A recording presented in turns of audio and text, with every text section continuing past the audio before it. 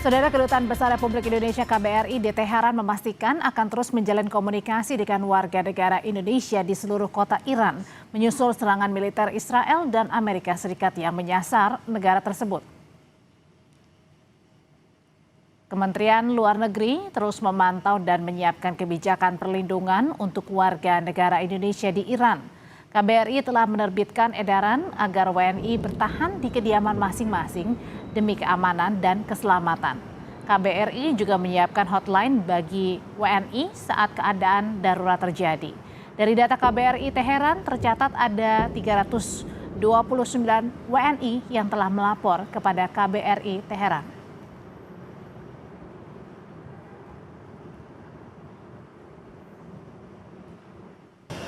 Yang pasti memang kami terus engage dengan semua WNI yang ada di Iran. Terakhir kali sekitar tadi malam jam 9 malam saya masih sempat melakukan virtual meeting dengan WNI yang ada di Iran sekitar 329 totalnya. Meskipun tadi malam tidak semua ikut, tapi saya bisa mendapatkan sampel dari tokoh-tokoh masyarakat di berbagai kota. Sampai sekarang mereka menyatakan bahwa mereka tidak mendapatkan ancaman direct terhadap keamanan dan keselamatan dirinya, dan semoga kita harapkan masih seperti itu. Kita akan tetap melakukan komunikasi untuk terus melakukan asesmen terbaik. Apa yang bisa kami lakukan terbaik untuk melindungi para WNI yang berada di wilayah Iran. Duta Besar RI untuk Uni Emirat Arab Yuda Nugraha mengatakan total ada 3 orang meninggal dan bukan warga negara Indonesia yang menjadi korban serangan Iran. Yuda menyebut hingga Minggu malam serangan masih terus berlangsung dan telah ditetapkan kondisi siaga 3 di Uni Emirat Arab. 2026 serangan rudal maupun drone dari Iran masih terus menyasar ke UAE. Pemerintah UAE sudah menyampaikan informasi bahwa total ada 165 rudal balistik, 2 rudal jelajah, dan 541 drone yang dikirimkan oleh Iran menuju ke UAE. Dan sebagian besar memang sudah dapat di-intercept. Ancaman yang terbesar adalah serpihan atau debris dari hasil intercept tersebut yang kemudian dapat melukai masyarakat. Ya, dari catatan terakhir yang disampaikan oleh otoritas UAE, total ada 3 korban meninggal dan kemudian 58 korban luka-luka. Imbas dari serangan Amerika Serikat dan Israel ke Iran juga berpengaruh pada perjalanan ibadah umroh jemaah Indonesia. Pemerintah Indonesia melalui Kementerian Haji dan Umroh mengimbau jemaah umroh yang akan berangkat dalam waktu dekat untuk bisa menunda keberangkatannya sampai situasi dinyatakan kondusif. Menghimbau kepada seluruh jamaah umroh yang akan berangkat dalam waktu dekat untuk menunda keberangkatan sementara sampai dengan waktu yang tidak ditentukan atau sampai dengan kondisi sangat kondusif untuk keamanan dan kenyamanan seluruh warga negara Indonesia yang akan menunaikan ibadah di Tanah Suci. Kedua, kami menghimbau agar jamaah umroh yang sedang menunaikan ibadah di Tanah Suci untuk terus berkoordinasi dengan KBRI, dengan Konjen maupun dengan kantor urusan haji di Tanah Suci. Apa saja yang kira-kira seharusnya diantisipasi oleh warga negara Indonesia di sejumlah lokasi zona merah di konflik Timur Tengah? Kita sudah bergabung dengan Amelia Anggaraini, anggota Komisi 1 DPR RI dari fraksi Nasdem melalui sambungan virtual. Selamat malam, Bu Amel.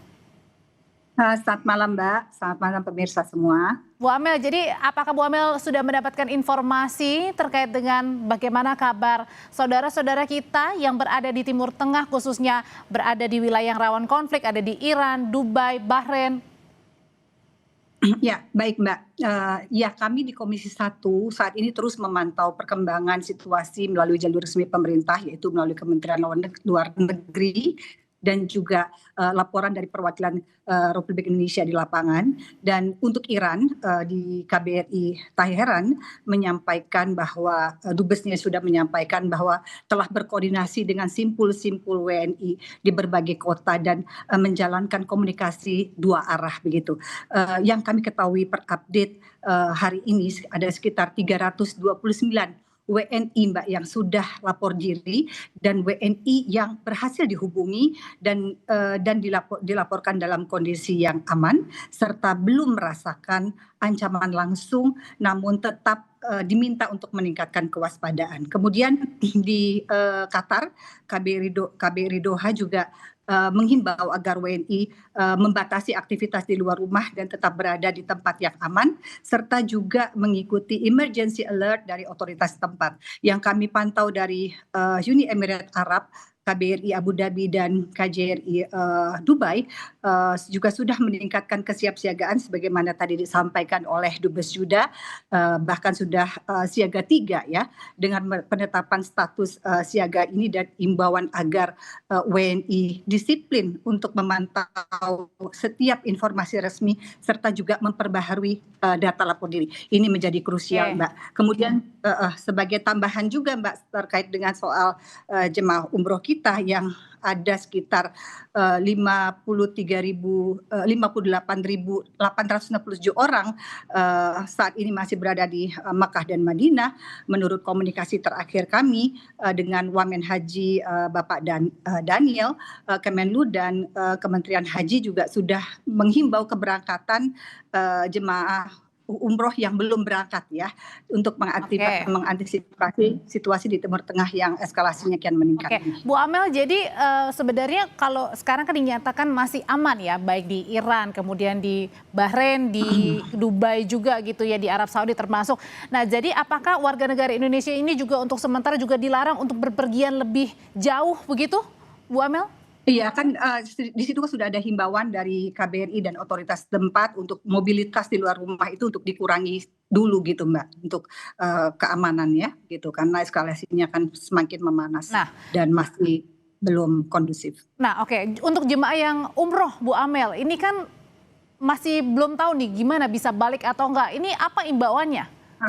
Pemerintah sudah menyiapkan contingency plan dan upaya mitigasi terkait dengan jamaah haji sekarang ini Mbak ya. Jadi berdasarkan tadi sore saya berkomunikasi dengan Wamen Haji Bapak Daniel, selain penundaan tadi juga pemerintah terus mendampingi kepulangan yang direct flight diupayakan bisa pulang segera dan yang transit itu mendapatkan fasilitas akomodasi begitu ya, dan juga penundaan pesawat dari airline yang bersangkutan. Garuda juga sudah menyiagakan 2 pesawat dan semuanya sudah terus-menerus dikoordinasikan seperti itu. Oke, Bu Amel, ini kan masih dinyatakan aman begitu ya. Tapi kira-kira apa sih tolak ukurnya Bu Amel ketika warga negara kita nih tahu kira-kira oh ini nampaknya sudah tidak baik-baik saja.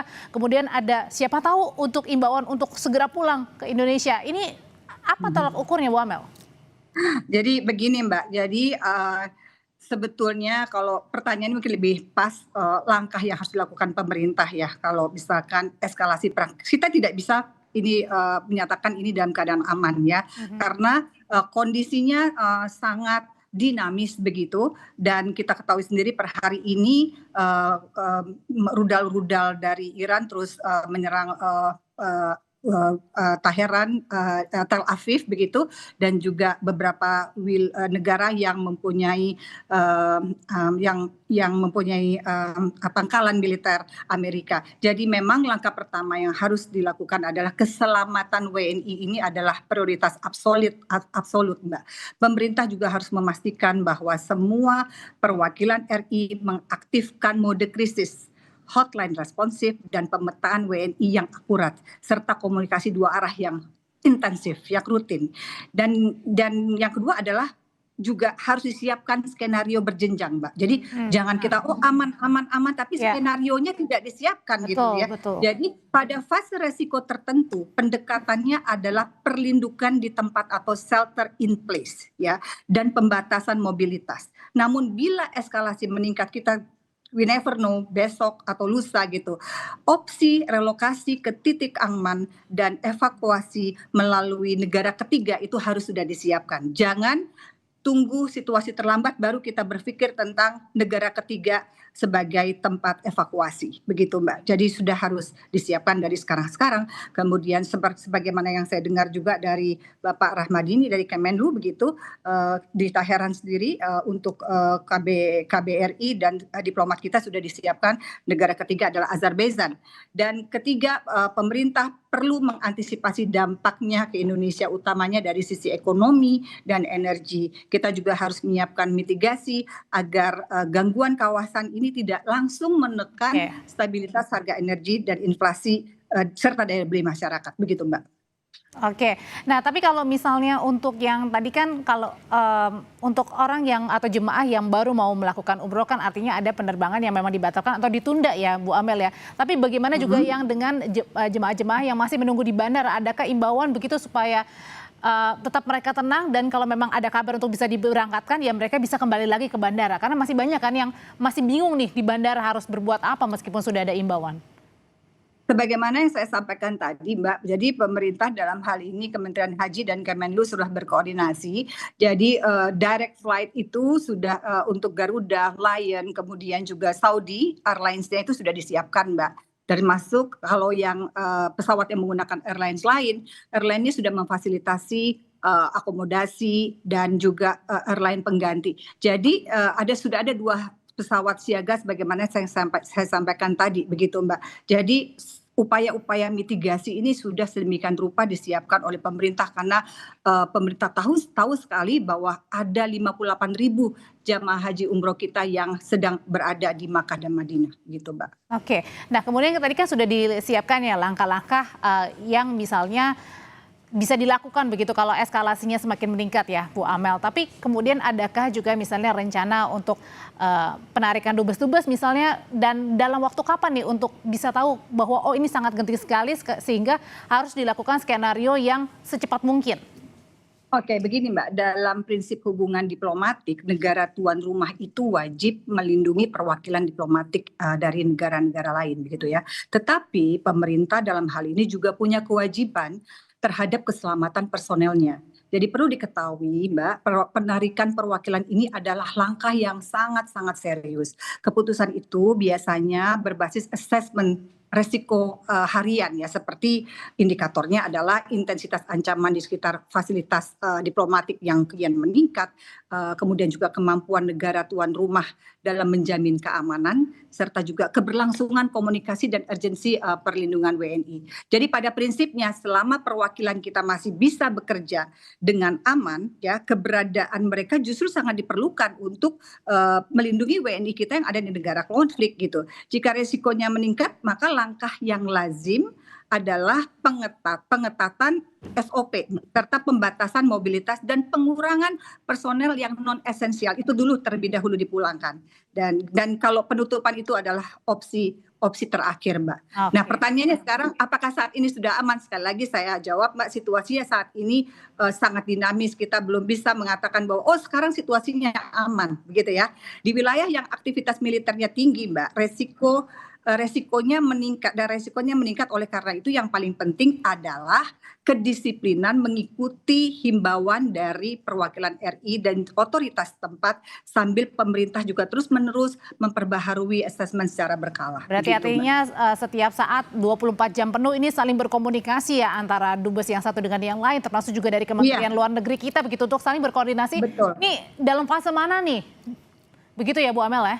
Betul Mbak. Betul. Oke, baik, terima kasih. Kalau gitu terima kasih Bu Amelia Anggraini, anggota Komisi 1 DPR RI dari fraksi Partai Nasdem, bahwa meskipun belum dinyatakan aman tetapi segala skenario memang harus disiapkan untuk mencegah hal-hal yang tentunya tidak kita inginkan, terutama eskalasinya meningkat begitu ya untuk ketegangan yang terjadi antara Iran, Amerika Serikat dan juga Israel. Terima kasih anggota Komisi 1 DPR RI dari fraksi Partai Nasdem Ibu Amelia.